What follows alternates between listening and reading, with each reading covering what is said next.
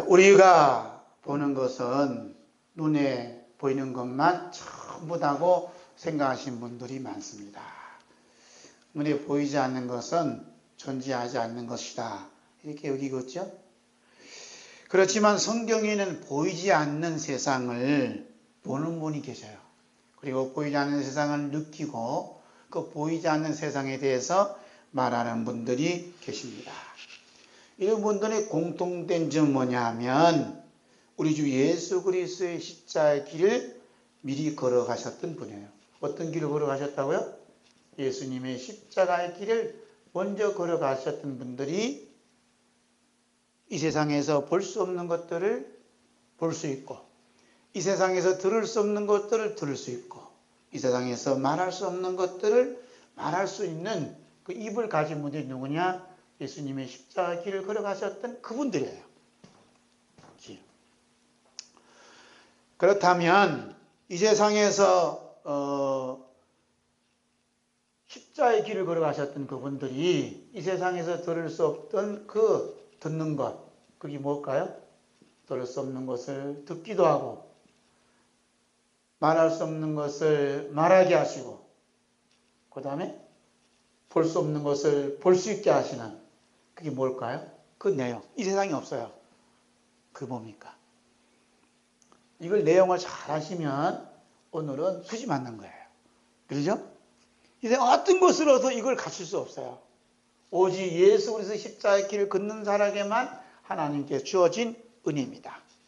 이 답을 오늘 본문 말씀 우리 함께 읽었던 이사야 5장 11절 또 12절에서 말씀하고 있어요. 근데 우리는 이 시간에 12절 말씀만 보겠습니다. 함께 읽을까요? 자, 그들이 연회에는 수금과 비파와 소고와 피리와 포도주를 갖추어서도 여호와께서 행하신 일에 관심을 두지 아니하며 그 손으로 하신 일을 보지 아니하는도다.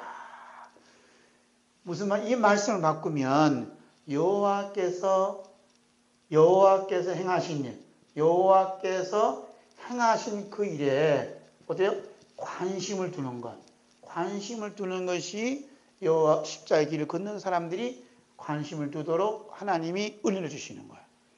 그 다음에 여호와의 손으로 행하신 그 일에 이를 볼 수 있는, 그 볼 수 있는 눈을 가지게 하시는 것도 예수님의 십자가의 길을 걷는 사람들에게 주신 은혜였다는 것입니다.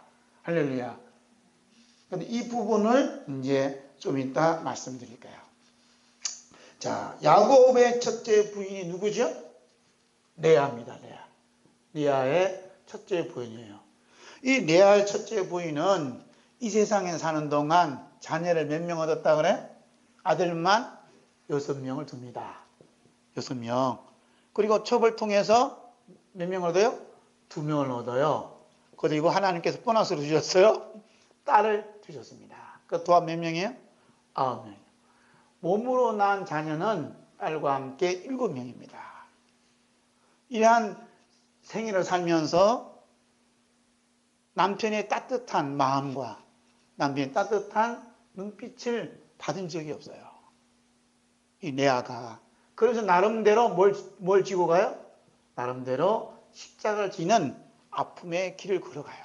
레아는 뭐냐면 예수님의 십자가의 길을 걸어가는 그림자였다는 거예요. 그 길을 묵묵히 걸어가시는 거예요. 걸어가시면서도 하나님이 행하신 일에 관심을 갖게 만들고 하나님이 손으로 일하시는 것을 볼 수 있는 하늘의 영적인 눈을 열어주셨다는 겁니다. 할렐루야. 얼마나 기막힌 일이냐 이거예요. 네?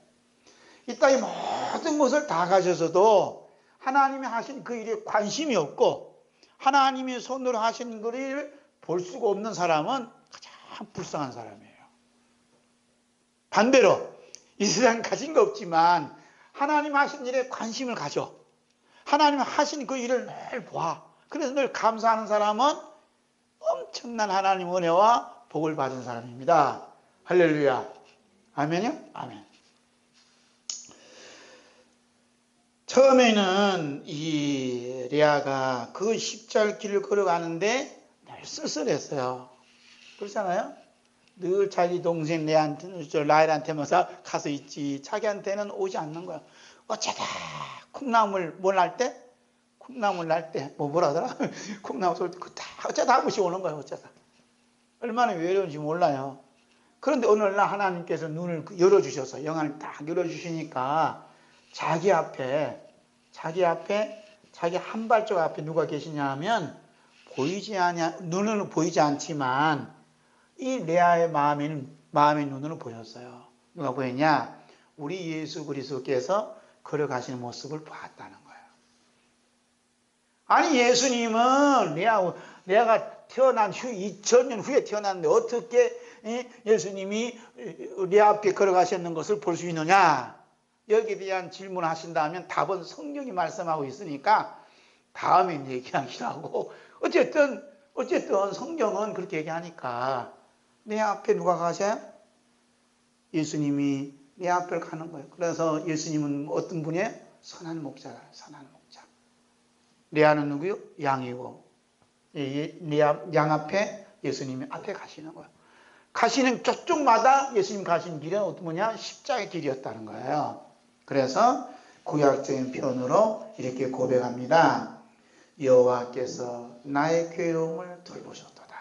누가 돌보셨다? 나의 괴로움을 하나님이 여호와께서 돌보셨다는 거예요. 여호와가 누구예요?